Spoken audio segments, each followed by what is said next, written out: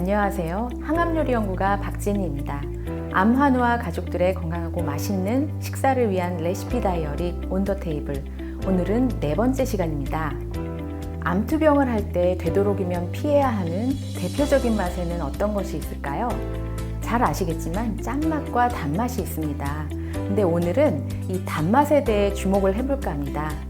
혹시 초콜릿이나 사탕 또는 단 과자에 들어있는 인공적인 단맛이 아닌 건강한 단맛 하면 어떤 음식이 떠오르세요?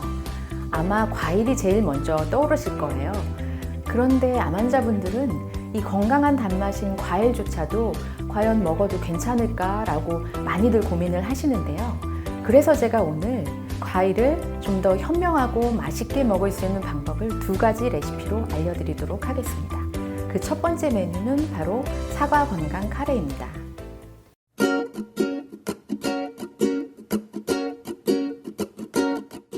자, 그럼 재료 손질 한번 해볼까요? 먼저 사과를 한번 썰어 볼게요.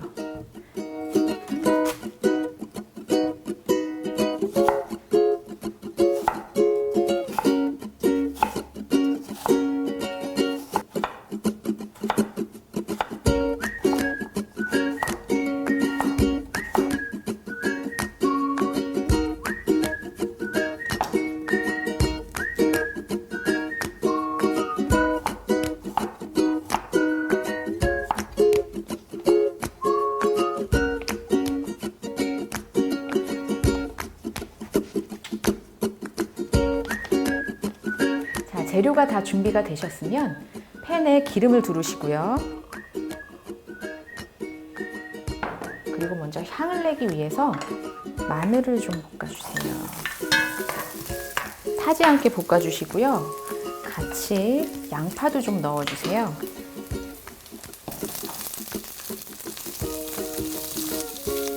여기서 중요한 거는 타지 않게 볶는 것이 가장 중요합니다.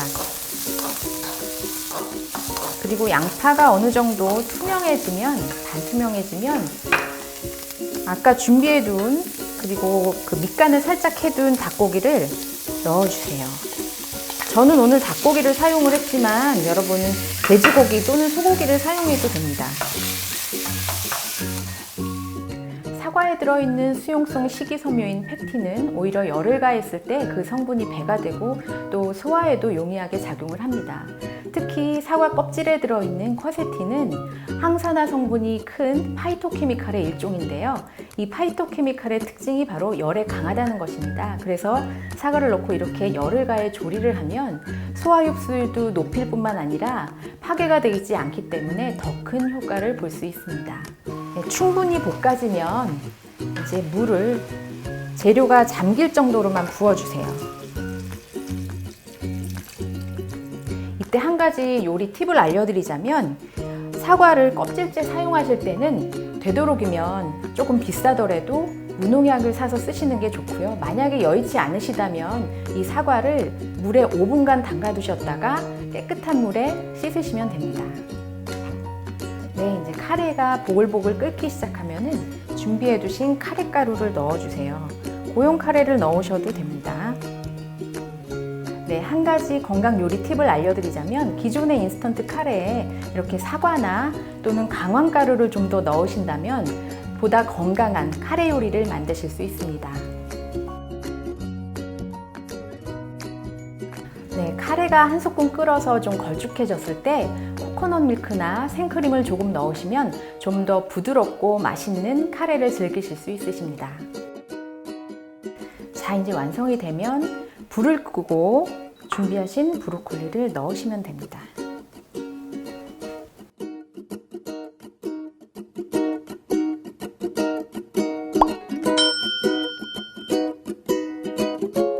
사실 과일은 생으로 먹었을 때 그 안에 들어있는 각종 비타민을 가장 효과적으로 섭취를 할 수 있습니다. 그런데 과일의 다양한 색에 들어있는 항암 효과가 뛰어난 몇몇 파이토케미칼과 식이섬유 그리고 엽산 등은 익혔을 때 배가 되는 성질을 갖고 있기 때문에 오늘 이용한 사과나 또는 복숭아 같은 과일은 조리해서 드시는 것이 가장 효과적입니다. 비타민C가 많이 함유되어 있는 과일 사과를 이용한 사과 건강 카레를 만들어 보았는데요. 사실 이 비타민C가 더 많이 들어있는 과일이 또 하나 있습니다. 바로 감인데요. 특히 말린 감에는 비타민C가 사과보다 18배, 그리고 베타카로틴은 무려 1000배나 많이 들어있다고 하네요. 그래서 요새는 사람들이 건강한 간식을 찾기 때문에 마트에서도 쉽게 이 감말랭이를 볼 수 있습니다. 그런데 영양가 높은 이 감말랭이, 우리 몸의 영양이 더욱 효율적으로 흡수될 수 있도록 그리고 더 맛있게 먹는 방법이 있습니다. 두 번째 요리는 감말랭이 샐러드입니다.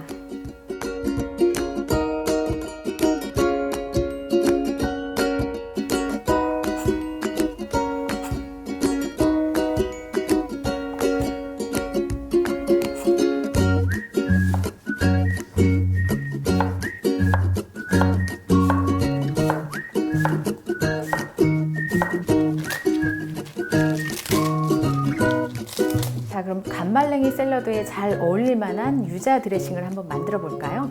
먼저 유자청을 준비를 하시는데 저는 2큰술을 넣을게요. 기호에 따라 이거는 더 하셔도 되고 빼셔도 됩니다. 그 다음에 오렌지 주스를 조금만 넣으시고요. 없으시면 안 넣으셔도 됩니다. 그리고 올리브 오일 넣으시고 식초 좀 넣으시고요. 레몬을 짠 레몬즙을 좀 넣으시는데 없으시면 안 넣으셔도 됩니다. 그래서 이렇게 잘 섞어주세요. 감에 들어있는 비타민을 잘 섭취하려면 조리하지 않고 생으로 드시는 것이 가장 바람직한데요. 특히 감에 들어있는 베타카로틴의 흡수를 위해서는 지방과 함께 드시는 것이 효과적입니다. 그래서 올리브 오일을 첨가한 드레싱과 함께라면 아주 좋은 궁합이라고 할 수 있습니다. 필요하실 경우 소금과 후추를 조금 넣으셔도 더 맛있는 드레싱을 만드실 수 있습니다.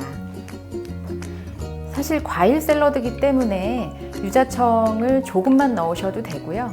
아니면 조금 더 단맛을 원하신다 하면은 그걸 조절하시면 됩니다. 잘 섞어주세요. 이제 소스가 완성됐으니 한번 함께 버무려 볼까요? 먼저 준비된 양상추에 썰어 놓은 재료들을 섞어주세요. 이렇게 넣고 그리고 어린 잎을 조금 넣어주세요. 소스 없이 이렇게 살짝 버무려 주시고요. 자, 접시를 준비해서 놓으면 됩니다.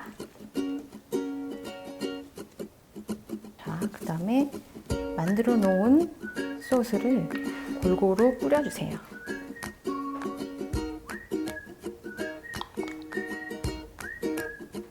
그리고 마지막으로 토핑으로 견과류를 좀 올려 놓으시면 아주 완벽한 샐러드가 됩니다.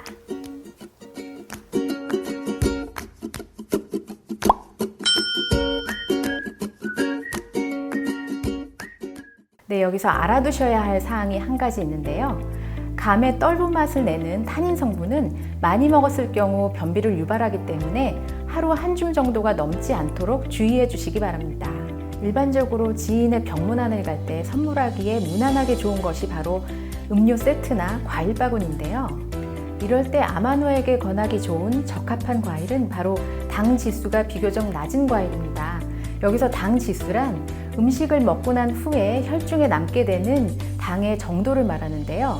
오늘 우리가 만들어 왔던 사과나 감 또는 멜론, 딸기, 그리고 키위, 오렌지 등이 비교적 당 지수가 낮은 편에 속하니까 기억해 두세요. 오늘 이야기한 것처럼 어떤 과일을 어떻게 해 먹어야 그 안에 좋은 성분들을 제대로 파괴하지 않고 잘 흡수할 수 있는지를 파악하신다면 암 환우분들도 과일을 더 즐겁고 맛있게 드실 수가 있습니다. 지금까지 저는 항암요리 연구가 박진이었습니다. 맛있게 드세요. 좋은 음식은 긍정의 기운을 샘솟게 합니다.